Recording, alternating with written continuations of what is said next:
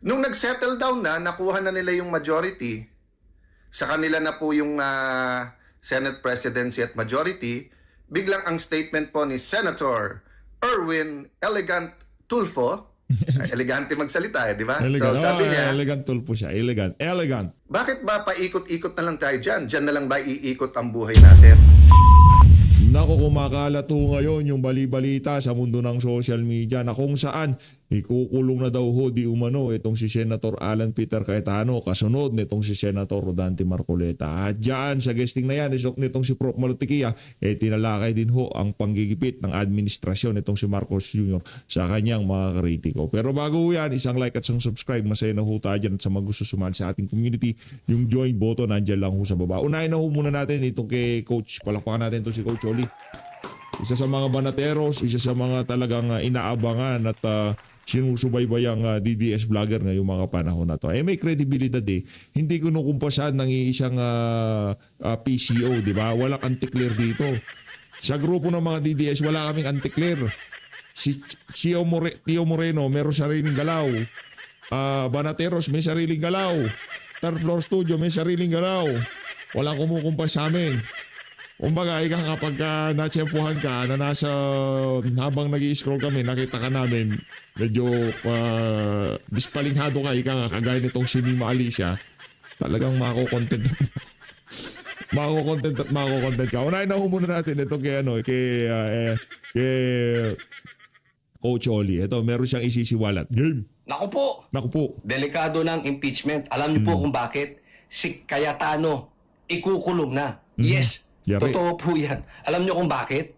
Yan ang kumakalat na balita. At yan din ang sinabi ng bubwit ko sa akin. Posible ba yan? Yan ang tanong dyan. Yan ang tanong. Kung posible. Yes po, very possible. Dahil alam niyo po, ang gumaganang batas ngayon ay batas Bongbong Marcos Article 1. Bend the law. Bend the law. Lahat po imposible. Tingnan niyo to. Sinong nakakulong ngayon? Si Marcoleta at si Defensor. Habang laya at nagpapasarap sa bahay niya itong si Martin Romualdez sa bahay niya dyan sa Forbes Park. Nako, matindi ho yan mga kababayan. Abangan ho natin, bantayan natin itong si Senator Cayetano.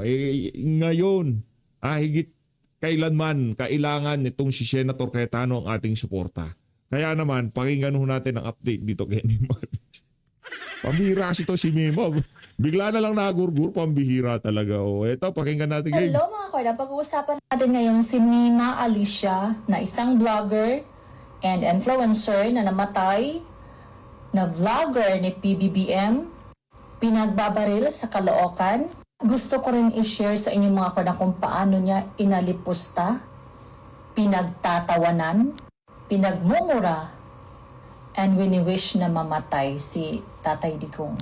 And isa pa, yung panira niya kay VP Sara na nabuntis at pumunta si VP Sara sa ibang bansa, pa-travel at pinalaglag kung ano man yung binuntis niya. Ganun po itong vlogger na to. Vlogger siya ni PBBM. Saka sa nakita ko dito mga koradang, hindi ito maglabas ng ganyan kaanghang na mga salita sa mga Duterte, lalo na kay VP Sara and also kay Tatay Digong. Kung hindi ito bayad, ang pagmumura at yung tinatawanan niya si PRRD mga koradang na malutong, tapos i-wish niya na nalagay sa cartoon. Pero sa tingin ko, may involved na pera dyan sa pagkakagurgur na yan itong si Mima Alicia. Marami ko kasing naglalabas ang mga bali-balita ngayon sa social media. Away kickback. Away pera. Siguro itong screenshot na to galing sa cellphone ni Mima Alicia ito. At ngayong mga panahon na to, sa tingin natin kailangan hanapin yung mga nakachat nitong ali na to. Sino ba ang hindi nahatian? Sino ba si Boss B? Sino si Boss B? Boss Bangag? Ganon? Pambihira. Uuwi na maging buto na lang. Ibang klase. Hindi mo itaya ang buhay mo para lang manira sa mga Duterte. Kung hindi ka bayad. Kasi ang pagkaalam ko rin, Yung ibang mga vlogger na kung ayaw mo yung content niya, i-block mo na lang. Wala naman nga kami pakialam sa kanya. Di ba? Ang problema nga dito, pera daw di umano. O yung kaso sa dati niyang kinakasama, marami siyang issue. Para doon sa abogado na ang daming drama, kung ayaw niyo siya, yung mga pagkikritisize siya, i-block niyo na lang. I-unfollow niyo. Ang daming drama. Akala mo naman may nanonood kay Mima Alicia? Wala naman nanonood doon. Pambira ka. Mas papanoorin ko pa tong si ate. Ito si ate Neri Eduardo. Mas papanoorin ko pa to. Mabuti pa to. Maganda, maputi. Pambira. Si Mima Alicia mukhang di naliligo. Real talk lang ha. Hindi ko naman sinabing kapogian tayo, di ba? Sinasabi ko lang pa. hindi naman ito mapera. Kaya ang sa akin lang, kung ano man ang nangyari sa kanya, dahil sa kanyang matabil na dila na Yan. hindi makontrol. Ito si ate. Si ate Neri. Ano yan? Nasa ibang bansa yan. Ate Neri Edward ha. Yung tsokolate ko pag umuwi ka, huwag mo kalimutan. Kung mang-alipusta at pagtatawanan ang isang tao, Actually, yung banat nitong si Mima Alicia, yung tatay mo karton na iuuwi sa garapon, iuuwi buto. Walang bitaw yon. Hindi, mga kababayan natin, mga DDS, hindi naman nasasaktan doon. Ano ba naman yun? Sali-salita lang. At para saktan mo yung isang tao sa mga ganong klase, kalokohan yun. Di tayo bilib doon sa at ganun. mumurahin ang isang Sali-salita lang. tao, deserve mo day.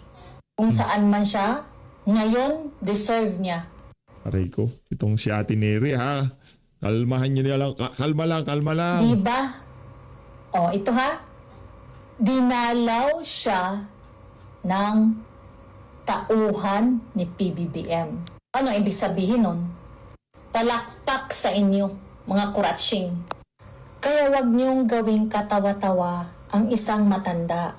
At wag i-wish ang mga matanda at mumurahin. Dahil alam mo, malakas sila doon sa taas. Yeah. Walang inisip na lang nila is mag-pray para doon sila mapunta kay God. Kaya Yeah. ang lahat ng nangmamak kay PRRD, binalikan sila. May kapalit. Kaya yung vlogger ni PBBM na nagsabi na hindi yan karma. Kasi ang karma is natural na pagkamatay. Hindi totoo yan. Mali ka dong. Pag meron kang ginawang hindi maganda na baril ka man o normal na kamatayan, ang tawag niyan is karma. Kang pasikat. Kuya Juan. Galit. Nagalit niyo to si ate. Okay, siya na kahit ano ho tayo. Live niya ho ito ngayong araw ng Sabado. Okay? First and foremost, gratitude in our heart. So first and foremost, payagan niyo po ako magpasalamat sa Panginoon Diyos. Yan. Kahit ano pong struggle, kahit anong hirap, kahit anong disappointment sa atin mind, God is sovereign. He has a plan. He has a plan for you. For each one of you who is watching now. Karamihan ng mga Duterte supporter, yan lang pinanghahawakan natin. Merong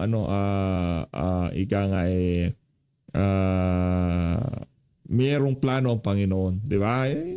Ipagpasa Diyos na lang natin. Huwag na nating kaya tayo hindi tayo kahit banatan tayo ni Mima dati, hindi man natin siya sinagot. Kung di pa siya nagurgur, hindi man natin siya makokontent, di ba? Hindi kasi nalulungkot din naman tayo dahil kailanman yung isang mga ganong klaseng kaganapan hindi dapat ikatuwa ng kung sino man. Pero kung mga kababayan natin meron silang nakitang basyan para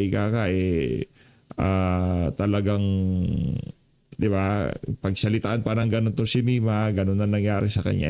Kanya-kanya naman ho tayo dyan. Pero tayo, yung sali-salita sa social media, sali-salita lang yan. No? Masakit yung sinabi niya kay Tatay Digong, oo.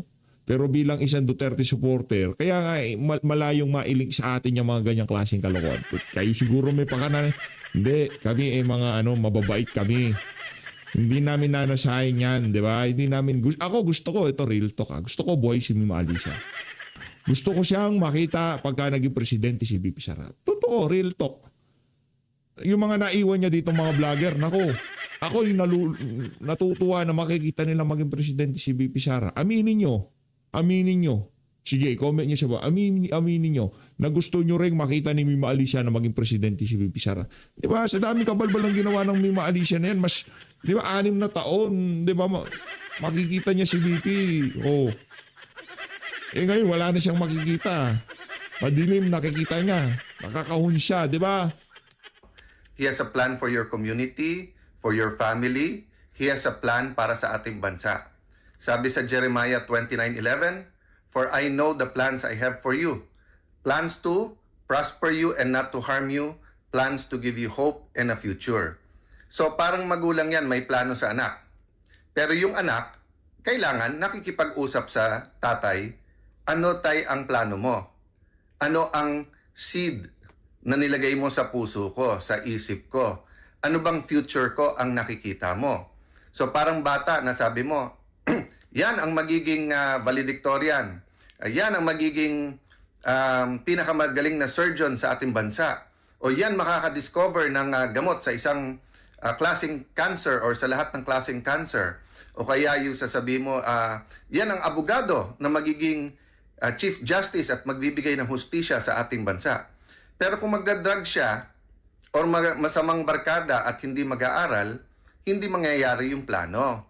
So let me start out by a vision that was shared by a pastor. He's a U.S. pastor but his heart is in the Philippines. With the Philippines, for Filipinos. Madalas siyang bumisita dito to my knowledge. At ang sinasabi niya, and madalas siyang kausapin mga Pilipino, sabi niya, the Philippines was meant to be a rich, influential, powerful country. Ulitin ko po ha, sa kanyang vision. Meaning hindi lang niya to opinion, pero yung nilagay ng Panginoon sa kanyang mind at heart, mayaman, influential, powerful ang Pilipinas. Pero sabi niya, it's like a pot o yung isang paso na puno ng riches, parang liquid gold. Pero binutas ng mga stewards o ng mga leaders at sinipsip or kinuha yung treasure for themselves, no? He told me this February 25, 2025.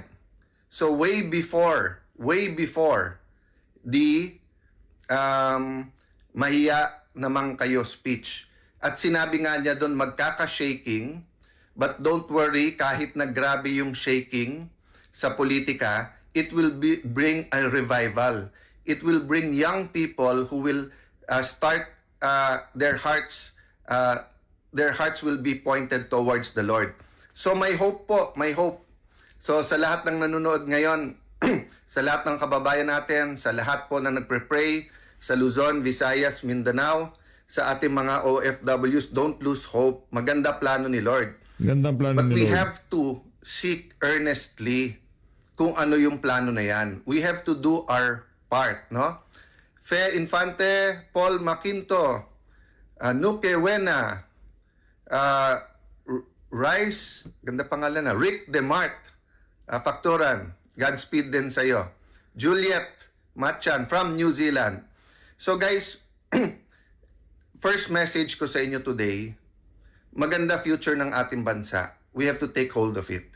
The Israelites, when they were freed from Egypt, 40 years sila sa desert. Bakit po? Sabi nung iba, mga religious leaders natin, Christian religious leaders, whether Catholic or Protestant, it was because of sin. Tama din po yon. Dahil sa sunod-sunod pa rin ng pagkakasala, hindi nakapasok sa Promised Land. Hari Pautin, Assalamualaikum, lahat ng ating mga kapatid na Muslim. Assalamualaikum sa inyo, Pastor Corpus. How are you? God bless you po. Mary Ann Vailoses, yan. Sorry po. Gusto ko rin, nasabik din ako na kamustahin kayo lahat. Pastor Ador, Elena Balakenya, May Tai. Don't get tired fighting. Prayers po. I-recharge nyo po ako through through prayers, God will recharge me na po. So, I was saying po, yung napalaya sa Egypt after napakatagal na slavery, but in the last few decades or the last few years, ine-explain din po ng ating mga pare, pastor, mga ministers, no, na the Israelites were out of Egypt, but Egypt was still in them. Anong ibig sabihin nun? Just because napalaya na sila, hindi ibig sabihin na yung mind nila hindi pa rin slave mentality. 'Di ba? So nung 1986 nagkaroon ng EDSA revolution, sabi natin never again, sabi natin hindi na tayo papayag na muli mabawi ang ating kalayaan. And then afterwards, between that, ngayon 2026 naging issue nung 2022, ibabalik ba natin ang isang Marcos? Pero sabi, Team Unity, Marcos Duterte, galing tayo sa pandemic, nakatikim tayo ng mga 10 taon na economic growth from the time of President Pinoy and President Duterte, who I very much respect both of them. So, nung nag-anniversary nung 2026, 40 years, we have to ask ourselves, do we already have that mentality of conquerors? Or ang mentality pa ba natin ay slaves, di ba? So, saan slave? Siguro sa corruption at poverty, di ba? Kung makikita mo, ano ba sistema ng gobyerno ngayon? Una, kuyog, di ba? So, pagka ikaw ay naging oposisyon, vlogger ka man, mayor, congressman, senador, journalist, kung ano man, basta't mag-ingay ka, kukuyugin ka muna. Whether it's through trolls or whether it's through the NBI, whether it's through the departments that are relevant, medyo kukuyugin ka muna. Oo. Kung hindi ka makuha sa kuyog, kakasuhan ka na. Di ba? Pagka nakasuhan ka na at medyo busy ka na, na-realize mo may pamilya ka, may buhay ka, may... there are other things in life, di ba, that are important to you. Not only building your nation, if you stop there, panalo na sila. So ang pangatlo nila ay ikukulong ka. Kukulong ka. Thank God, wala pa naman yung kill. May mga namamatay pero so far hindi pa naman natin sinasabing political assassinations yon, di ba? At least at the leaders level. It's a pity that at the street level may killings talaga. But okay. So, kuyog, kaso, kulong. So, dun na sa nagsasabing hindi sila nag-i-intimidate, I mean, if you assume, kung sa isip nyo, you keep getting away with it and you think that the Filipino people are stupid, that's your opinion. But matalino po, ang Pilipino kahit saan mo ilagay, kahit saan bansa, tinitingala.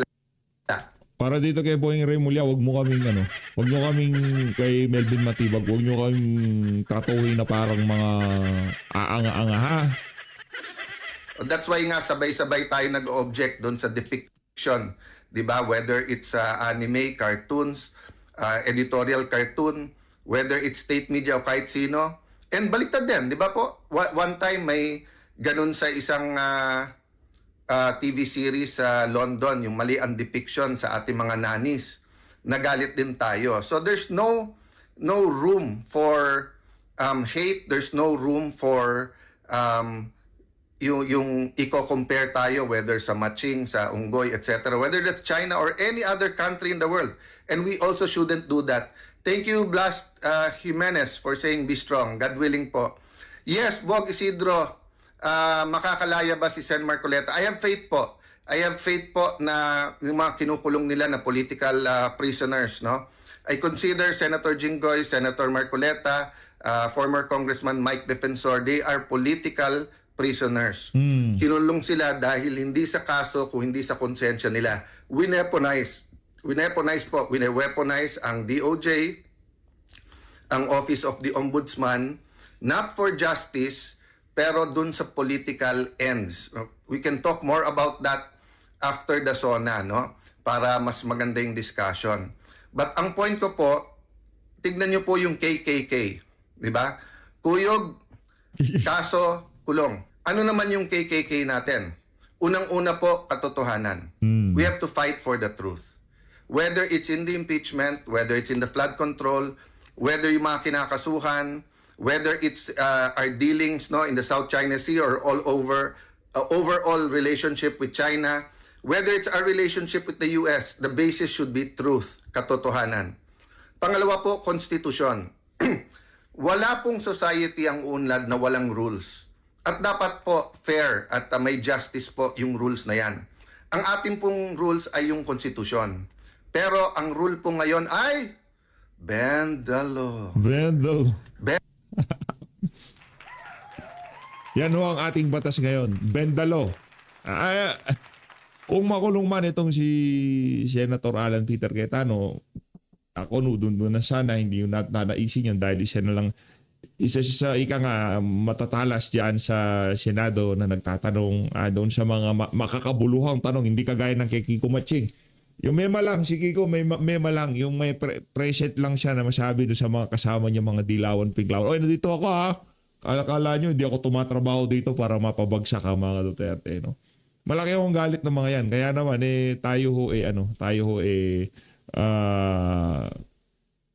tuloy-tuloy lamang sa pagsuporta dito kay Senator Alan Peter Cayetano. Maging yung mga kasamahan niya dyan, ay yung mga siraulong senador, nais ko talaga nilang maubos na yung mga oposisyon sa Senado. Sa totoo lang, yung mga kasama ng mga siraulong senador, ninanais nila yun.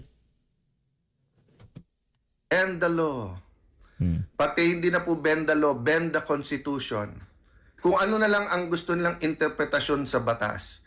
At dahil parang ngayon, frat war sa college, wala nang tama't mali. Ang question na lang, sino magkakampit, hindi. Yan. Nagkakaproblema yung buong bansa. When we bend the law, especially when we bend the constitutions, we weaken our institutions. So ano po yung pangatlong K? Corruption.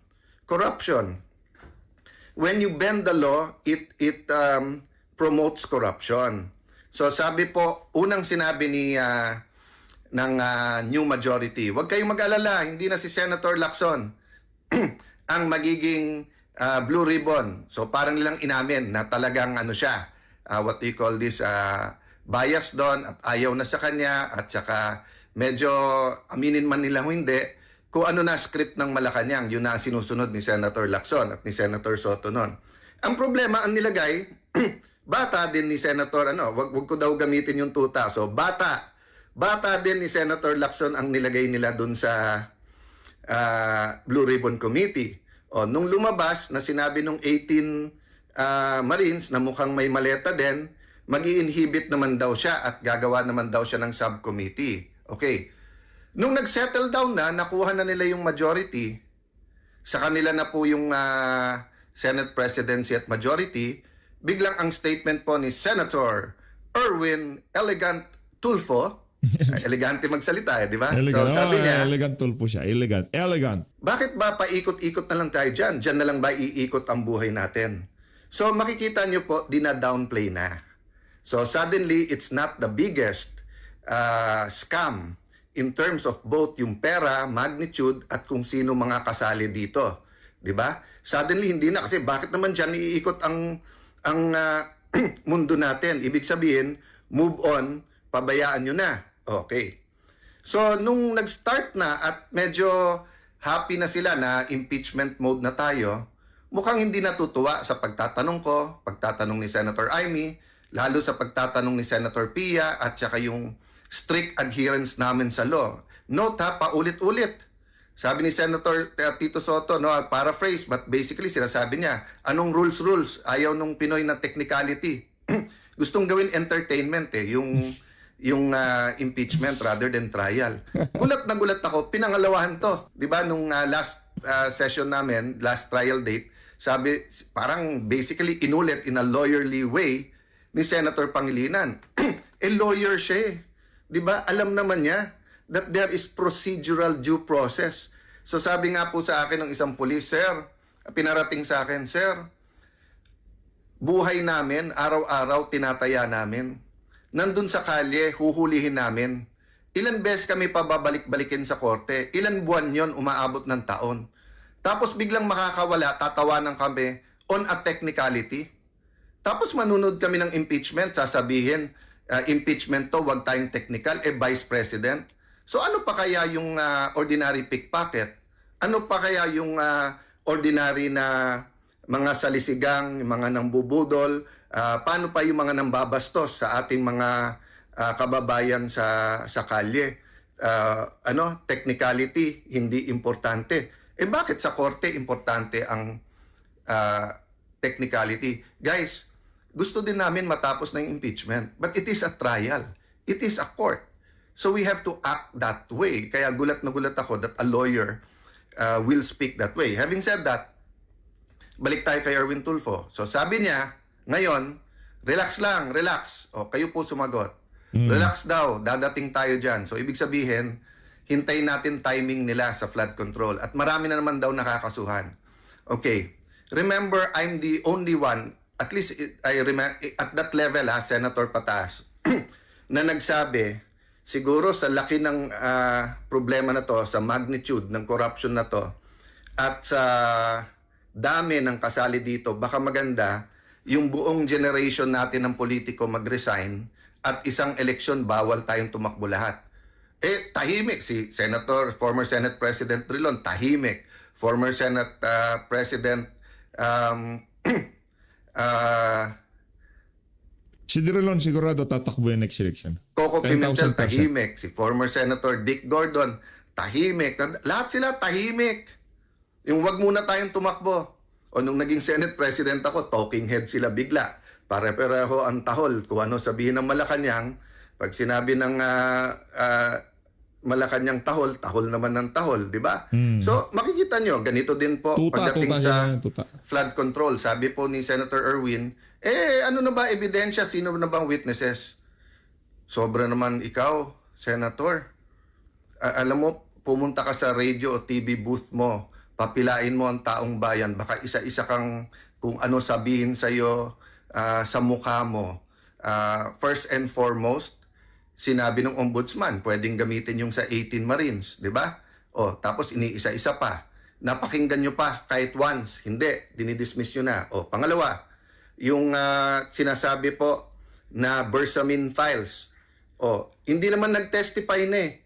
Pati yung key witness na ginagamit ng gobyerno ngayon, nung sinabing umabot hanggang sa presidente, ang sagot, si Senator Lacson na, hindi na yung witness ang sumagot. Okay, sinabi natin po sa mga ahensya ng gobyerno, pati DPWH, mag-submit sa atin. Ano ba talaga ghost? Ano po ang mali lang ang pagkagawa? Alin ang substandard? Hanggang ngayon, sinabit ba sa atin? O yung ICI ba, yung NBI, yung DPWH, lahat sila nag-imbestiga, sinabit ba sa atin? Mag-iisang taon na. So pagkakakampi, may pagkakataon na ayusin muna para hindi magmukhang ghost, ganun ba? O yun ang lumalabas sa internet, sa lahat ng discussion. Kung yan ay 1, 2, 3 buwan, pinagtatanggol ko pa kayong lahat ang problema hindi na mag-iisang taon na, inventory lang, maglabas lang kayo, ano ang budget ng 2023, 24, 25. Saan napunta yan? Nagawa ba? Hindi. So, pagdating po sa witnesses, marami po, siguro kung 4-5 hearing lang po, nakapila na yan.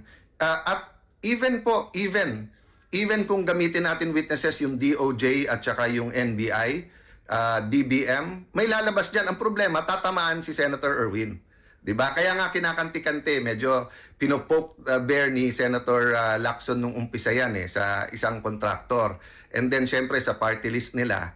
So, napakarami yan. I won't go into details now. But, I want you to think about this weekend. Anong KKK ang gusto nyo? Kuyog, kaso kulong, or katotohanan, konstitusyon, at paglaban sa korupsyon? We have 2 choices. Pray, be active, discuss, kumilos po tayo. Parating na po talaga yung panahon na basta't kaaway nila, ikukulong nila, mga kababayan. Yan na po talaga ang pattern. Kuyog, kaso, kulong. Yung kaso po na yan, targeted na po yan, weaponized na yan. Kahit ano sabihin mo, di kahon na yan. So, ganyan din po sa impeachment. Sabi nila, 2/3, 16.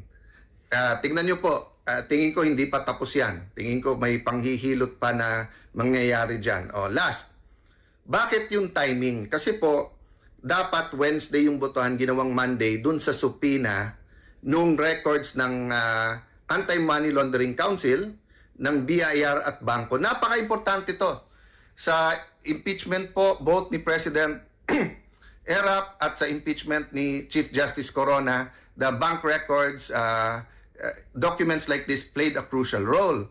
Ang problema, pinag-uusapan pa namin whether it's a fishing expedition or kung it passes the test ng pagiging definite, no? Kung ano po yung particulars na hinihingi. So sabi nila, hindi, basta katotohanan, ilabas na. O hindi ba ang daming tumaas ng kilay nung sinabi ni Senator Erwin na yung 400 million sa SALN niya, more or less, yun yung narinig kong amount.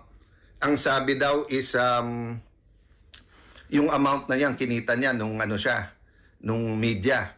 Nagsalita si Jason na napakatagal niya sa media and he was on prime time.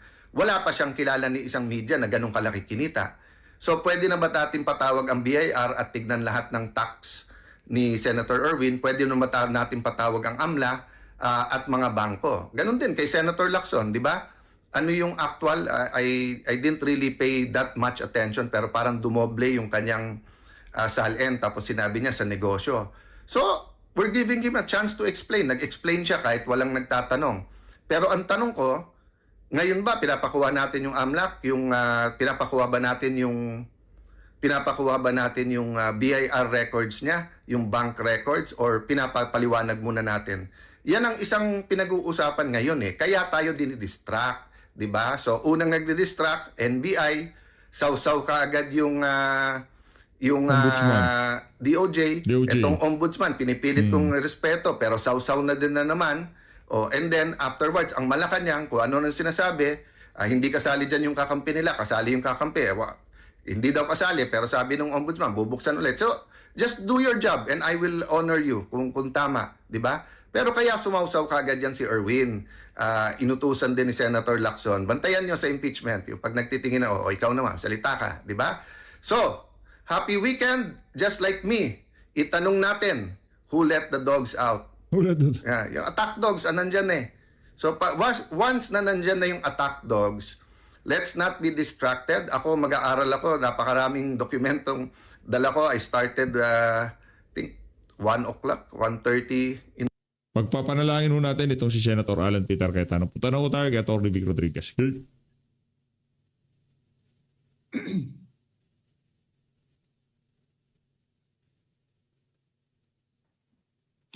Yung ating TikTok, masusubaybayan na po tayo sa TikTok din kasabay ng ating mga nanonood sa ating YouTube at sa ating Facebook. Muli ho, ang ating layunin, ang aking maliit na ambag upang labanan at tutulan ang mainstream media blackout sa mga mahalagang usaping panlipunan at hindi tayo hinuhulma doon sa direksyon at agenda na gustong ipagpatuloy ng kasalukuyang administrasyon. So ngayon ay economic and political powder keg. Marami na ho ang nagko-cover at nag-live podcast patungkol sa nagaganap na impeachment. And as I have said, last week po tayo dito, tayo ay nagsampa nung Lunes kasama si Attorney Israelito Bobet Torion na kini-question yung unang-unang maling pagkakamali ng impeachment court. Yan ay nung hinayaan nilang lisanin ni Senate President Sherwin Gatchalian ang pagiging presiding officer. Doon pa lang naging tainted na yung buong proseso ng impeachment court sapagkat malinaw na sa ating saligang batas, bahagi ng obligasyon ng Senate President ay maging presiding officer diyan sa impeachment court during the impeachment trial basta't hindi ang Pangulo ng Republika ng Pilipinas ang nasasakdal o humaharap sa pagdinig. Dito sa nangyari nakita natin last week during the first week of the impeachment trial, simula pa lamang umatras na si Sherwin Gatchalian. At diyan nga kinwestiyon natin na hindi ito nararapat at delikado nanganganib from both sides, the prosecution and the defense. They may question later on the entirety of the proceeding kasi nga nagsimula ito on the wrong footing. But anyway, kaya po ang ating pakay naman ngayon, ang ating paksa, ay ang economic and political powder keg. Sapagkat habang hindi naman siguro kayo nawawaliw dahil hindi na rin kayo nagpapabudol, nakita naman natin na supply ang presentasyon ng prosecution 2 magkasunod na linggo na. Nagpakita sila ng mga corrupt witnesses in the Philippine impeachment trial of our Vice President. Nagsalang ng 2 star witness or main witness nila na sadya rin palang tad-tad ng kaso. Arbitrary detention, robbery, theft, at yan din ay ipinuna ni Senator Judge Robin Padilla at hindi naman itinanggi noong star witness ng prosecution. Si At Bergamo, magandang gabi sa iyo. Si Flick Clicks, I think si Flick Clicks ay mula sa Canada. Si Twinkle T, maraming salamat. Susan Padin, maraming salamat. Sana ho pagbigyan ninyo ang aking munting hiling na patuloy po kayong mag-comment, mag-like, mag-share, paki-share po ninyo upang makaabot sa higit na maraming Pilipino upang sa ganon maging bahagi din sila ng mga malalalim na usapin dito sa ating pahina sa Facebook at sa YouTube. At mag-follow po kayo at mag-subscribe din ho kayo.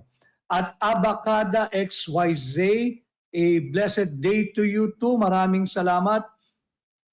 Ang reminder ni Flickclicks interview from Canada, yes, we'll schedule it, Flickclicks, for the interview dyan sa Canada. Maraming salamat. Si Eric Vilbar, maraming salamat. Alex Naupan, kasama rin natin. Sabi ni at Mary Jo, nakapanood din ng live mo, attorney. Hindi ako team replay ngayon, watching here in Singapore. Mabuhay ka at Mary Jo at lahat ng kapwa natin Pilipino dyan sa Singapore. Sama rin natin si Atmia Poche from Tokyo at si Rosita Rigo. Maraming salamat. Ang dami kong kasama ngayong umaga sa iba't ibang panig. Hindi lamang ng Pilipinas, kundi ng buong mundo. Sama rin natin si Emiyaj Akrap. Parang Magbitang. Siguro si Magbitang ang apelido niya, binaligtad lang niya. Si Maine Obero, God bless you too, at Lourdes Campo Redondo. Lourdes Campo Redondo, mabuhay ka rin, may God bless you too. Si Tessie Amanuma, kasama uli natin from Tokyo, at Reynan Regis, isa siyang maisog. Maraming salamat. Jessa Cabonegro. Si Letasia Tupa Argilies. Always watching, si Atmel Ross. Batiin ho muna natin yung habang inaantay pa natin yung ibang makasama natin. Si Susana Agustin watching from Macau, China. Mabuhay kayo dyan sa Macau. Sabi ni at Essentials of Logistics Management. Wow. At Essentials of Logistic Management, maraming salamat. Aasahan ko ang patuloy ninyong aktibong tulong at suporta sa inyong lingkod. Si At Your Side, 100%. I also have the same feeling. I also have the same thoughts na bago pa man nagsimula yung impeachment trial, karamihan, kung hindi man lahat, halos lahat ng senator judges ay mayroon ng desisyon. Ito ba'y naaayon o babatay nila sa ebidensya o hindi? Titingnan natin pagdating ng araw ng kinakailangan na silang bumoto at gumawa ng kanilang paghuhusga. Si Noel from Lawag City. Incidentally, nais kong pasalamatan ang pamunuan at ang mga nagsipagtapos kahapon diyan sa John Buco Colegio de Jimenez Incorporated. Graduation po nila kahapon at tayo po'y mapalad na napagbigyan daan na maging bahagi by allowing me to send a video message to greet our educators, our school administrators, and most especially our graduating students. At maraming salamat sa OIC President, si Ma'am Atcharea Buco, again of John Buco Colegio de Jimenez Incorporated. Diyan yan sa Oroquieta City, Misamis Occidental. At ang kanilang theme kahapon ay celebrating academic excellence, rising beyond boundaries, reaching higher aspiration, and leading with purpose in a transforming world. Again, yung mga kababayan natin dyan sa Oroquieta City, lalong-lalo na, higit pa yung mga nagsipagtapos kahapon, Misamis Occidental, John Buco Colegio de Jimenez Incorporated, congratulations, mabuhay, at good luck sa inyong mga haharapin bilang bahagi na ng workforce ng ating bansa. Si At Mary Jo, mayroon comment si At Mary Jo, hindi na raw ligtas maglakad sa ating mga kalsada ngayon. Hindi lang ikaw at Mary Jo ang nakakaranas ng ganyang uri ng pangamba pagka lumalabas sa ating mga lansangan. Eloisa, Team Live, maraming salamat sa iyong paalala na lagi tayong mag-iingat. Salamat sa iyo. Si at 10:26, hindi rin siya team replay ngayon.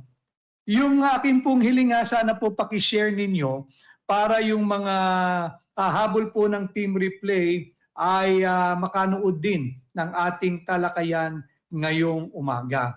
So ito po yung ating diskurso ngayong araw, ang ating layunin, maitaas ang antas ng pampublikong diskurso, madagdagan ang inyong kamulatan at kaalaman sa mahalagang usaping panlipunan.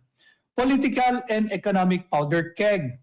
Ibig po sabihin nito sapagkat narinig ninyo kahapon pa, ngayon lamang nalalathala sa mga pahayagan na may nakaamba ang description dito ng isang on-site media channel ay jumbo fuel price hike. Higante, jumbong pagtaas na naman ng produktong petrolyo sa susunod na linggo. Lagyan natin ng konteksto. Bakit political and economic or bakit economic and political powder keg? Para po ito yung bariles na punong-puno ng pulbura na anytime masanggi mo lamang ay mayroong potensyal na sumiklab at sumabog. Ganon din itong powder keg, something that is liable to explode, something that could explode. At yan yung ating kalagayan ngayon, yung ating ekonomiya at yung ating political na sitwasyon, something that could potentially explode and trigger multiple crises dito sa ating bansa. Nakita natin yung nagaganap na impeachment trial kung saan mga corrupted witnesses ang inahaharap sa mismong impeachment court. Maraming salamat din sa halos, ngayon lang po tayo nagbalik sa TikTok at meron na tayong nakaantabay na halos 14,000 live viewers. Kabahagi natin, maraming salamat sa inyo. At ganun din sa napakaraming nakasubaybay sa ating Facebook at sa ating YouTube. Yung konteksto po ng pagtaas na naman ng produktong petrolyo next week. Sinasabi na ang halaga ay mahigit 10 piso hanggang 11 piso kada litro. Hindi na biro-biro yung sunod-sunod na pagtaas ng halaga ng produktong petrolyo. Last week, nung tayo'y nag-live nung this week rather, July 13, nakaambang itaas at nagtaas nga ang produktong petrolyo. 2 pesos and 62 centavos to 4 pesos and 62 centavos per liter pagdating sa diesel. Nung July 14 yan.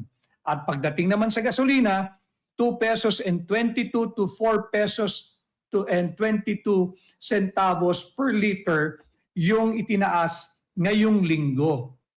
Sa susunod na linggo, ang nakaambang pagtaas ng halaga ng produktong petrolyo ay diesel. Makinig kayo diesel. Ito yung makaramihan ginagamit ng mamamayang Pilipino, whether mangingisda, magsasaka, yung public transport natin. Ang diesel ay nakaambang magtaas ng 10 piso hanggang 11 piso kada litro sa darating na linggo. Ang gasolina naman, 4 na piso hanggang 5 piso kada litro. At ito nga yung nagdudulot ng additional stress. Punong-puno na ng matinding tensyon ang kalagayan ng ating ekonomiya. Sa ngayon, ang presyo ng diesel ay 75 pesos to 77 pesos per liter. Ang diesel premium, yung mga gumagamit ng diesel premium, 82 pesos to 84 pesos. Imagine ninyo, yung ngayong lagay ng presyo ng diesel, whether ordinary diesel or diesel premium ang ginagamit ninyo, pag nagtaas ng 10 piso kada litro next week, ang produktong diesel ay magkakahalaga somewhere between 85 to 87 pesos per liter. Yung ordinaryo yan. Yan yung papasanin na naman nung mga bahagi ng transport industry or transport sector. Nung mga nagmamaneho ng bus, nagmamaneho ng jeep, yung gumagamit ng produktong diesel. At yung may mga sasakyan naman, yung medyo, kung meron pa, yung medyo nakakaluwag sa buhay, kung gumagamit kayo ng diesel premium, yung 82 to 84 pesos per liter ninyo this week, pag tumaas ng 10 piso kada litro hanggang 11 piso kada litro next week, ang magiging halaga ng diesel premium, 92 to 94 pesos per liter. Balik na naman tayo doon sa inabot natin na napakataas na presyo nung buwan ng Marso, nung unang buwan nang sumiklab ang digmaan sa pagitan ng Estados Unidos, Iran at Israel.